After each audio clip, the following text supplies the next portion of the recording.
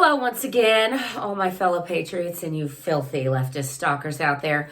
Welcome back to my channel. My name is Angela Box. You're watching Angela's Soapbox, where I always say what you're thinking. And nowadays, people are more afraid than ever to say what they are actually thinking. So let me do it for you.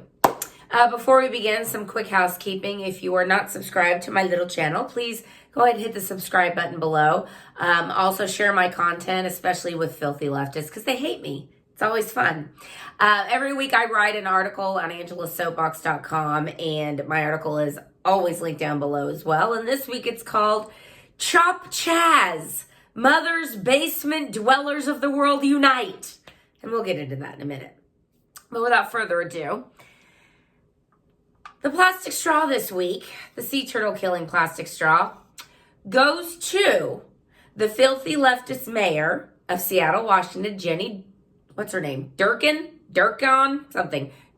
Mayor Jenny, and the stupid, woke, idiotic governor of Washington State, Jay Inslee. So this one's for you guys.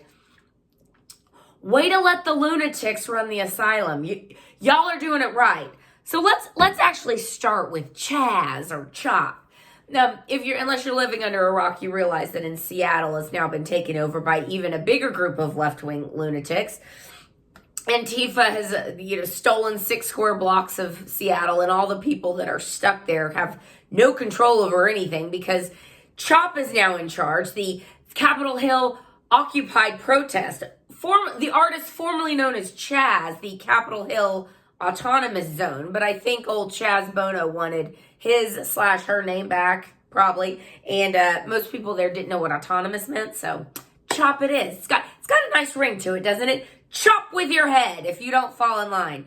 And what's so funny about what these leftists are doing, whether it's Antifa, Black Lives Matter or not, I have plenty to say about the poison of Black Lives Matter in a minute.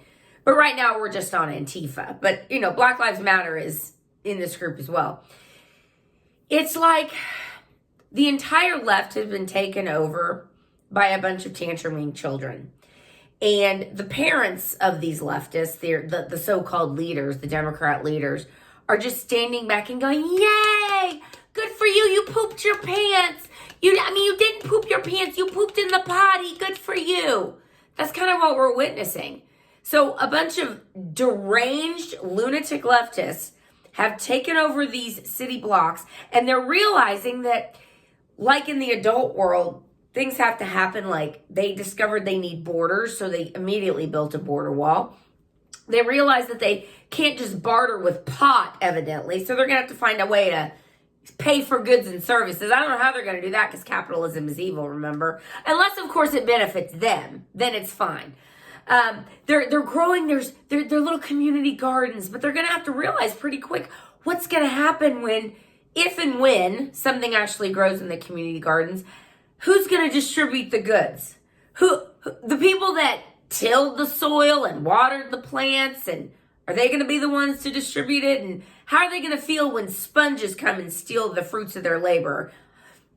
I wonder if they're going to like that very much. In fact, they all need a retelling of The Little Red Hen. If you remember that book, as children, we read it because we understand the laws of human nature and basic economics, but leftists don't. So like the children they are, maybe we need to have a story hour for them and read The Little Red Hen to them once again and tell them about how when someone does all the work and then other people come and steal it, it's not so much fun, is it? They're going to learn that lesson pretty quick. But what the leaders of Washington State and the mayor of Seattle, they're now realizing that these are domestic terrorists. And Jenny Dukan's like, oh my God, they attacked my house? Oh my God, they attacked me. Well, now they're domestic terrorists. They weren't domestic terrorists before because you're a racist. But now they're attacking me and my home. So we need to put a stop to it. Yeah. How about you call in the National Guard? How about you do something? Or better yet, say, okay, fine. You want to play big boys and big girls and pretend like you have your own little city in the city of Seattle? Okay. So from now on, if you exit your little city, you're entering the United States, you're going to need immigration passports for that. If you want to access the infrastructure that the American system has provided for the city of Seattle, you're going to have to pay international rates because you're now a new country. You're also going to have to pay international tariffs if you want goods and service imported into CHOP. You're also going to have to pay for your own Wi-Fi and your own Wi-Fi infrastructure. And if you can't do that, guess what? Once again, you're going to have to pay to the American government international rates. How does that sound? I mean, look, we could go on and on and on. This is what happens when you allow a generation of parents who are sycophantic and codependent on their children, who tell them they can do no wrong, who tell them, yay, for everything, for, again, pooping in the toilet. Good for you. This is what happens. And these are the children of those parents who are, this is what they do. They're basically like teenagers who, I hate you, Mom and Dad, and they slam their doors, and their parents are like, what do we do here? That's what we're dealing with. An entire generation of filthy leftists and the parents who have coddled them. God help us. And on that vein, let's talk about the poison that is Black Lives Matter. And before you want to memory hole this video, YouTube, let me tell you what YouTube tried to do last week. The video I had, which was extremely critical of Black Lives Matter, this one will be, again, spoiler alert.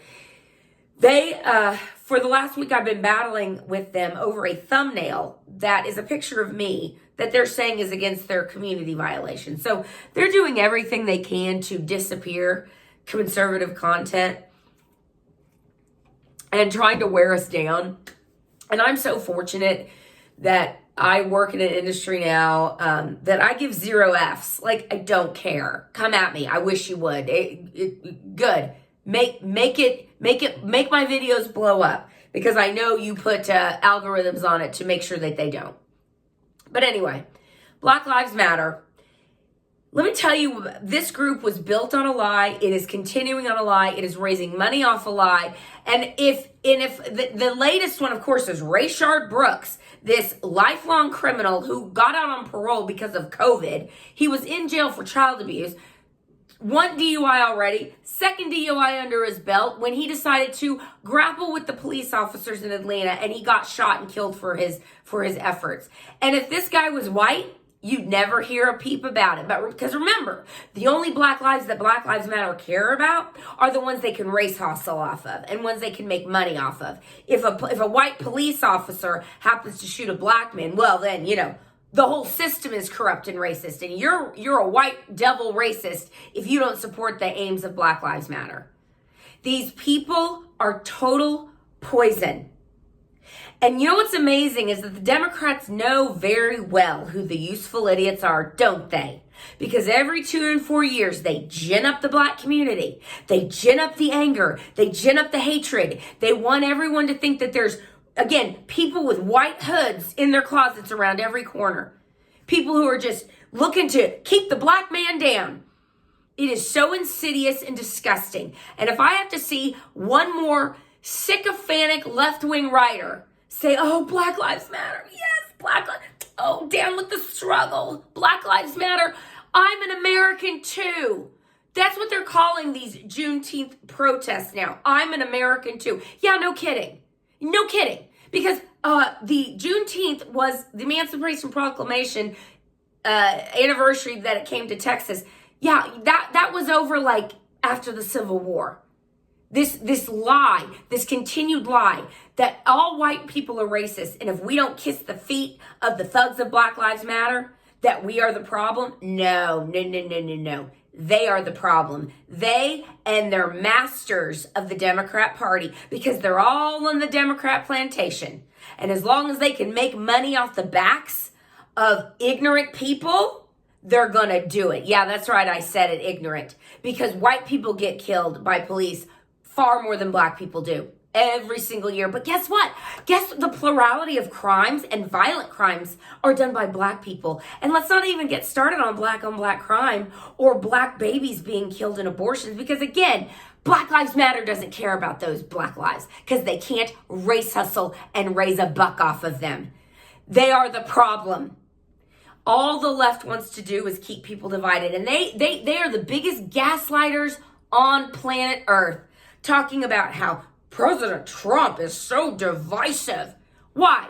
Because he said he wants to build a border wall? Because he says he wants opportunity for everybody? Because he brought the lowest black unemployment in the history of black unemployment to the black community? Because he wanted opportunity zones and he gave money to historically black colleges, and he did prison reform and criminal justice reform, got him 0 points, which again shows you never to pander to anybody. Some of that criminal justice reform was great. Some of it was pandering, in my opinion. But be that as it may, gets no credit for any of that. Oh, it's President Trump's fault. No, it is the left's fault. Hillary Clinton, that witch, that devil, said last year, this division will stop when Democrats win again. When Democrats take back the House and take back the Senate, and we were in the presidency, then everything will go back to normal and we will unify the country around the Democrat message. See how that works? No. They are the most divisive garbage people on the planet. And speaking of garbage people, I had the misfortune of having to watch ESPN today, which of course they don't have any sports on because of the Rona. So they had to race hustle for a while and talk about Black Lives Matter and, all these people are going to be renaming their teams and we're tearing down this statue and that statue. And it just got me to thinking that the concept of meritocracy, which I'm all for, and I remember when I had to take my college entrance exams, ACT, SAT, and I was really annoyed that I had to say what gender I was, and what ethnicity I was. I was highly annoyed about it. I said, why can't I just put my name and my address and that's it? No. Got a bean count. So why is it meritocracy is the only place there is meritocracy left in America is in the NFL and the NBA? Because most of them are black athletes. You know why? Because they're better than everybody else. Imagine that. So why can't we have that in the rest of America? Oh, no. Can't do that. That's racist. You see the game? I was going to say something else, and it's on the tip of my tongue, but let's get to the Trump rally, and hopefully I'll think of what I was going to say because it was good. The Trump rally tomorrow in Tulsa, people are already lining up for it. God bless Oklahoma. Oklahoma's not going to have, you're not going to be able to play your little games, Antifa and Black Lives Matter and all you thugs trying to shut down free speech of people you don't agree with. They tried to sue to stop the rally. It didn't work. It's going to happen. And it's so amazing, isn't it? They say, oh, this rally, he's starting the rallies up again. It's going to be super spreaders everywhere. It's going to be a COVID-19 nightmare. Oh my goodness. But the riots are fine. The protests are fine. You know who else said they were fine? The woke healthcare workers. The ones that we have to play soft music for and piano on commercials, and they look wistfully into the camera. Yes, first responders. Yes, first responders, except cops, of course. Cops are racist, but first responders. And all the healthcare first responders are like, yes, go out there, protest, riot, do what you want to do. It's okay. But people at a Trump rally, you're killing Americans. They can kiss my ass. And I love how President Trump did it on the disclaimer on the form for the rally. He said, by acknowledging you want these tickets, you acknowledge that you might get COVID-19. You are taking your health into your own hands because you're an adult. And that's what we need to do with every single place. Every restaurant, every place of business, anywhere. Put a notice up saying, by entering this establishment, you are saying, I'm an adult and I take responsibility for my own health.